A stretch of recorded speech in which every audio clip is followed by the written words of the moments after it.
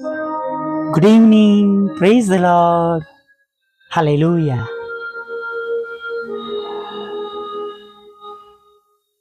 યહોવા તમને આશીર્વાદ આપો ને તમારું રક્ષણ કરો. યહોવા પોતાના મુખનો પ્રકાશ તમારા પર પાડો ને તમારા પર કૃપા કરો. યહોવા પોતાનું મુખ તમારા પર ઉઠાવો ને તમને શાંતિ આપો. હાલેલુયા. આજની સાંજ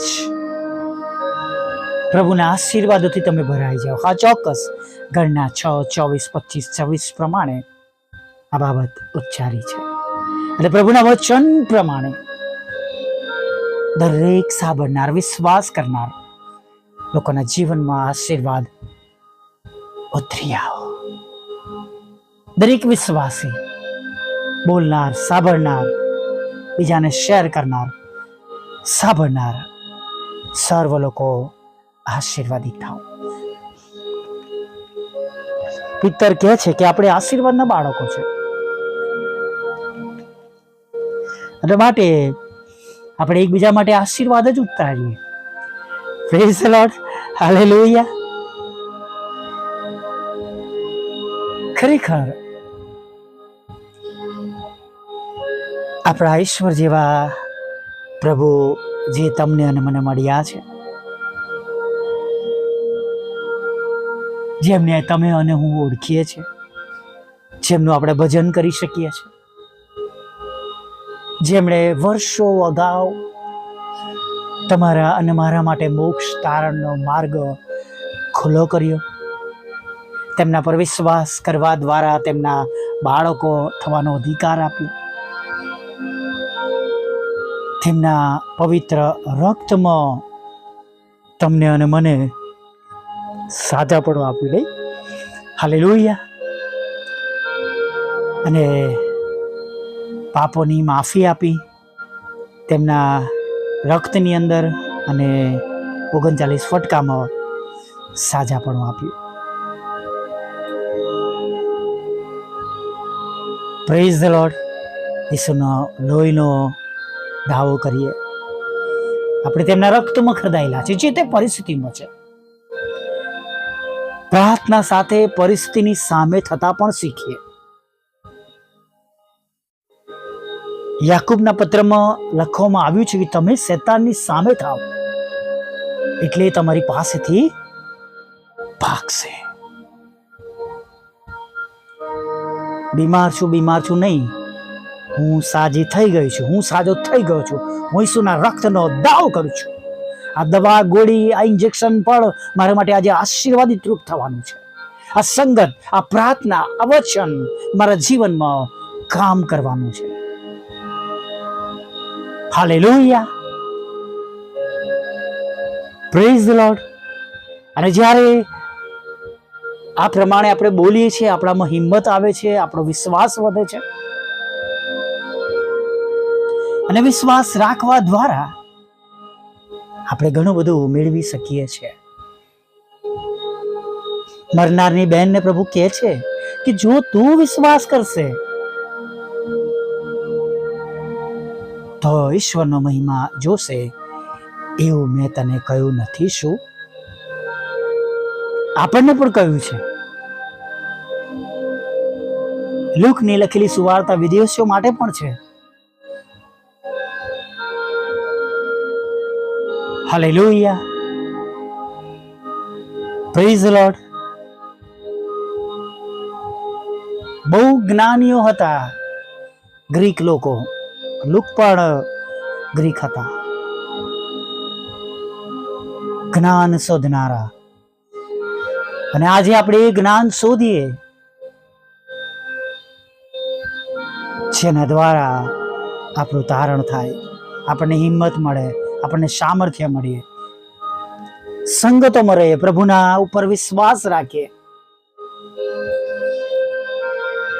ભલે કદાચ કોઈ વ્યક્તિ પર વિશ્વાસ તમે રાખો છો કે નથી રાખતા, પણ પ્રભુ પર સંપૂર્ણ ભરોસો રાખીએ. વચન જે બોલવામાં આવે છે એના પર ભરોસો રાખીએ. પ્રભુ ઈસુમાં સામર્થ્ય હતું. હાલેલુયા. અને પ્રભુ પોતે વચન છે. અને જ્યારે વચનને આપણે સ્વીકારીશું, સાંભળીશું, કબૂલ કરીશું, એના પર ચાલીશું, મતલબ કે એના વચનને ફોલો કરીશું,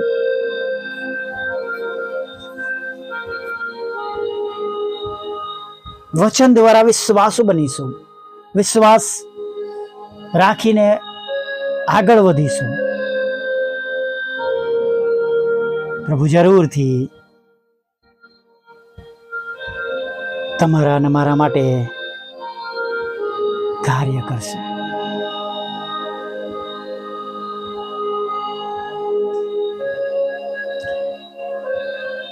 આપણા હૃદયને જ બેથલેમ બનાવીએ, આપણા હૃદયને ગભાળ બનાવીએ. સુંદર ગીત છે ભજન સંગ્રહમાં 70 નંબરનું. આવો વિશ્વાસીઓ જય આનંદ કરીને, આવો રે આવો બેથલેહેમ, જુઓ જન્મેલા રાજાને દૂતોને. હાલેલુયા. હવે આપણે બનીએ બીજાઓને માટે એ તારો બનીએ, પ્રભુ ઈસુની ઓળખ બનીએ. હાલેલુયા. જુઓ, પ્રભુએ અગાઉ જ કહ્યું છે, જેણે મેં લીલાને આટલો હેરાન કર્યો તો સૂકાને તેઓ સો નહીં કરે. પણ પ્રભુએ કહ્યું છે તે બચાવે છે, તે છોડાવે છે. આપણે આપણા કામમાં મંડિયા રહેવાનું છે. દાનિયેલ જ્યારે સહી સિક્કા થયા ત્યાર પછી પણ તરત ઇમિડિયેટ જે સમય પ્રમાણે તે પ્રાર્થના તેઓ કરતા હતા એ પ્રમાણે તેમણે પ્રાર્થના કરવાનું ચાલુ રાખ્યું. હાલેલુયા.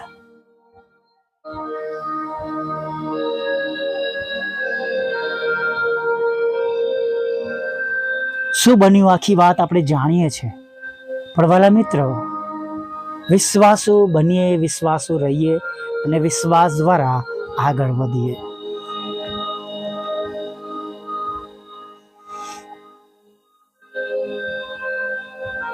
મેં કહ્યું હતું નહીં, કોરોનાના સમયમાં બહુ ઇન્જેક્શનો લીધા, બહુ ગોળી ખાધી, તાવ ઉતરે નહીં, હોસ્પિટલોમાં જગા નહીં, દવા ગોળીઓ ઇન્જેક્શનો અવેલેબલ નહીં, ઓક્સિજન બોટલ અવેલેબલ નહીં. પ્રભુને એક જ પ્રાર્થના કરી કે પ્રભુ આજે સવારમાં આ ઉમરો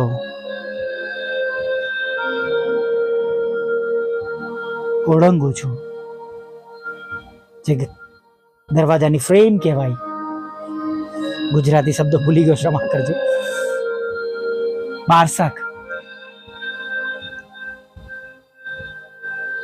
એમાંથી હું બહાર નીકળું છું. જો તમે મને જીવન આપશો તો હું મારા છેલ્લા શ્વાસ સુધી તમારી સેવા કરીશ. અને સ્ટેપ આઉટ, બહાર નીકળ્યો મારી રૂમમાંથી. એ પડે એ મિનિટે મારો તાવ જતો રહ્યો અને સાજો થઈ ગયો. હાલેલુયા. ચોક્કસ મારી ટીમના શૈલેષભાઈ અને નીલાબેને આવીને ઘણા ઇન્જેક્શન, દવા, ગોળીઓ, સારવાર તેઓએ એ સમય દરમિયાન કરી, વગર કીટ પહેરે. અને બીજાઓને પણ તેમણે બચાવ્યા, બીજાઓના ઘરે જઈને તેમણે ટ્રીટમેન્ટ કરી છે. પ્રભુ તેઓને પણ તેનો પુષ્કળ આશીર્વાદ આપે. વિશ્વાસ રાખીએ, પ્રભુ બચાવનાર છે, સંભાળનાર છે, કાળજી રાખનાર છે. અને જો આપણે વિશ્વાસથી તેમની પાછળ ચાલીએ છીએ, તેમના ધોરણ પ્રમાણે ચાલીએ છીએ, તો એમના બાળકોને સારા દાન આપી જાણે છે. હાલેલુયા. હા, તેમના બાળકોને તે સારા દાન આપી જાણે છે, એવું આપણે વાંચીએ છીએ, લખવામાં આવે છે.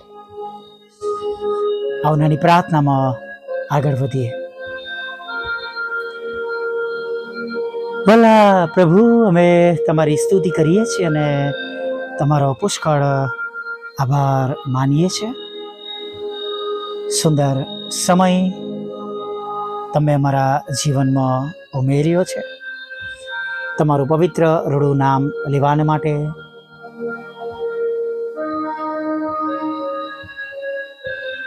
ફરીને એકવાર પ્રભુ દિવસના અંતે તમે અમને આ સુંદર તક આપી છે. અમે તમારી સ્તુતિ કરીએ છીએ, અમે તમારો આભાર માનીએ છીએ. હા પ્રભુ, જેમ આખો દિવસ તમે અમારી સાથે રહ્યા, અમારી સંભાળ લીધી, અમારી કાળજી લીધી, અમારી મુશ્કેલીઓ, અમારી ચિંતાઓ તમે દૂર કરી પ્રભુ, અમને તંદુરસ્ત રાખ્યા. હવા, ઉજાસ, પાણી, ખોરાક, વસ્ત્ર, અન્ન, પાણી, રહેવાને માટે સારી જગ્યા, નોકરી, ધંધો, રોજગાર, કુટુંબીજનો, વાલાઓ પૂરા પાડ્યા. દરેક જરૂરિયાતો પૂરી પાડી, લાવી શક્યા, ખરીદી શક્યા. અને જે તે વ્યવસ્થાની જરૂર હતી, બધી વ્યવસ્થા તમે આપી છે, તેના માટે અમે તમારો હૃદયથી આભાર માનીએ છીએ. આગળના સમયમાં પ્રભુ ઈસુ તમારી સાથે રહો, તમારી કાળજી લો, તમારા હૃદયની સર્વ ઈચ્છાઓ પૂરી કરો. હા, પ્રભુનું વચન આપણી પાસે છે, જુઓ યહોવાનો હાથ એટલો ટૂંકો થઈ ગયો નથી કે તે તમને બચાવી ન શકે, અને તેનો કાન એવો મંદ થયો નથી કે તે સાંભળી ન શકે. પ્રભુ તમારા વચનને કબૂલ કરે છે. કોઈ નિરાશ ના રહે, હવે કોઈનું મન ઉદાસ ના રહે. દરેકનું મન આનંદિત થાય, દરેક પ્રસન્ન થાય, પ્રસન્નતાનો આશીર્વાદ મળે, આંખના આંસુ આનંદમાં બદલાઈ જાય.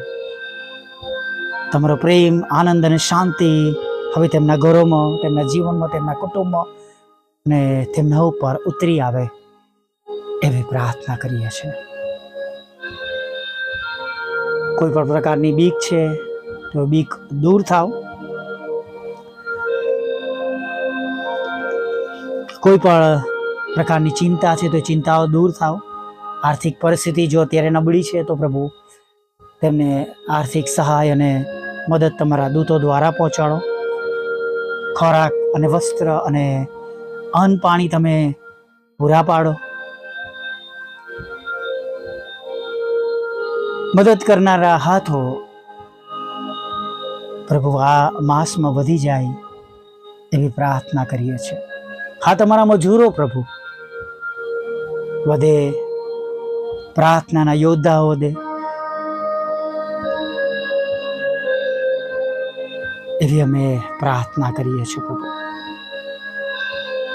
જ્યાં દુઃખો છે, તકલીફો છે, મરણે પ્રવેશ કર્યો છે, બીમારીઓ છે, હોસ્પિટલોમાં છે, અગમ્ય કારણોસર કોઈક એવી પરિસ્થિતિ નીચે તેઓ આવી ગયા છે, તે સર્વનો કબજો તમે લેજો, એમાંથી બહાર કાઢજો. તમને કશું અશક્ય નથી, અમે જાણીએ છીએ પ્રભુ.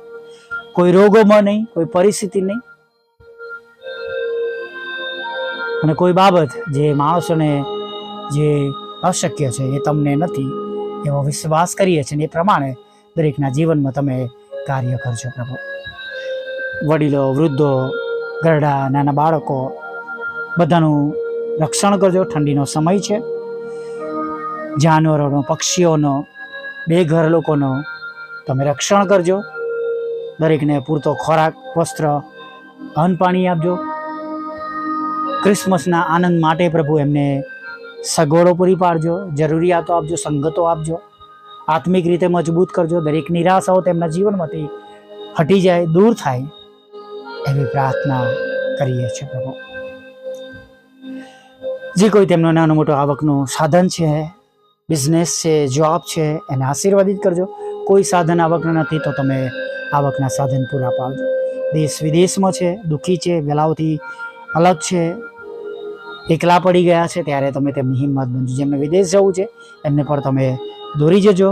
પાસપોર્ટ વિઝાના પ્રશ્નો, નાણાંના પ્રશ્નો, લોનના પ્રશ્નો, મકાનના ઘરના પ્રશ્નો બધું તમે દૂર કરજો. તમારી સેવિકાનું ખેતર વેચાય પ્રભુ, એમાં રહેલા વેદનામાં નીકળી જાય એવી પ્રાર્થના કરીએ છીએ. દરેક ગરીબ અને પ્રભુ અનાથ, વિધવા, વિધુરો, મનબુદ્ધિના લોકો, માનસિક રોગીઓ અને વિકલાંગોની પણ તમે સાથે રહેજો. અમારા બધાની સેવાઓને તમે આશીર્વાદિત કરજો, અમારું બધાનું ભરણ કરજો. અને ખાસ પ્રભુ વોટ્સઅપ, ફેસબુક, યુટ્યુબ દ્વારા થતી અમારી સેવાઓ, બુધવાર શુક્રની સંગતનો અને રોજના રેકોર્ડિંગને તમે આશીર્વાદિત કરજો. સાંભળનાર, બીજાને મોકલનારને તમે બમણા આશીર્વાદથી ભરી દેજો પ્રભુ. હવે પછીના સમયમાં તમે અમારી સાથે રહેજો. છેલ્લી બાબત જે અમારી રહી છે આ વર્ષમાં પ્રભુ, જેમ અગાઉ 2 બાબત તમે અશક્યતા રીતે પૂરી પાડી, એમ છેલ્લી બાબત જે ખરેખર અશક્ય છે એને તમે પૂરી પાડજો કે પ્રભુ તમારા મજૂર તરીકે હું સાક્ષી આપી શકું પ્રભુ. અને પ્રભુ આગળના સમયમાં સાથે રહેજો. ખોરાક વસ્ત્ર પાડી આપો, પાપોની ક્ષમા કરો, દેહનું પુનરુત્થાન કરજો. અને પ્રભુ વિશેષ કરીને પ્રભુ પાપોની ક્ષમા કરજો. અને નવી સવારમાં તમારું ભજન કરતી લેવા માગતા પ્રભુ ઈસુ માટલું સાંભળો, દેવ બાપ માન્ય કરો. આમીન, આમીન, આમીન.